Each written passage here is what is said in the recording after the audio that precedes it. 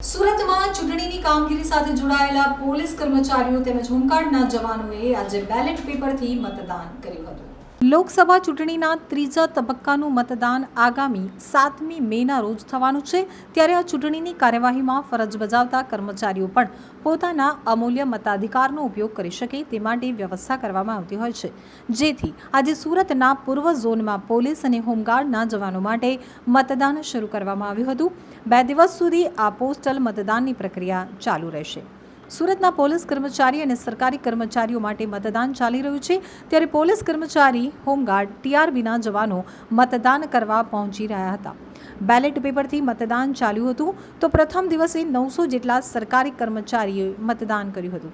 ચૂંટણી પ્રક્રિયાની જેમ જ સવારના 9 વાગ્યાથી 6 વાગ્યા સુધી મતદાન ચાલશે, તો પોલીસ અને હોમગાર્ડ સહિતના જવાનોએ મતદાનને લઈ લાઈનો લગાવી હતી। 2 ફેસિલિટેડ સેન્ટર ઉપર મતદાનની પ્રક્રિયા શરૂ કરવામાં આવી છે। સવારના 9 વાગ્યાથી 2 દિવસ માટે મતદાનનું આયોજન કરવામાં આવ્યું છે। પોસ્ટલ બેલેટ દ્વારા પોલીસ અને હોમગાર્ડના જવાનો માટે મતદાન યોજાયું છે। 2477 જવાનો મતદાન માટે નોંધાયા છે, તો કમ્યુનિટી સેન્ટર ઉપર ઓછામાં ઓછા લોકો આવે અને સ્લોટ વાઇઝ આવે તે પ્રકારની વ્યવસ્થા કરવામાં આવી છે। ગરમીના વાતાવરણને ધ્યાનમાં રાખીને પાણીની વ્યવસ્થા પણ કરવામાં આવી છે।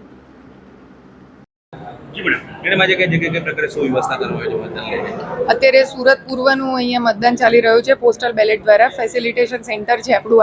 અહીંયા પોલીસ અને હોમગાર્ડનું વોટિંગ ચાલી રહ્યું છે। તમામ પોલિંગ સ્ટાફનું આપણે 2 ફેસિલિટેશન સેન્ટર કર્યા છે, ત્યાં આપણે મતદાન કરશું। લગભગ 2477 જેટલા લોકો આની અંદર મતદાન કરી શકશે અને સવારના 9 વાગ્યાથી ચાલ્યું છે અને આજે અને આવતીકાલે 2 દિવસ માટે આ વ્યવસ્થા રાખવામાં આવી છે।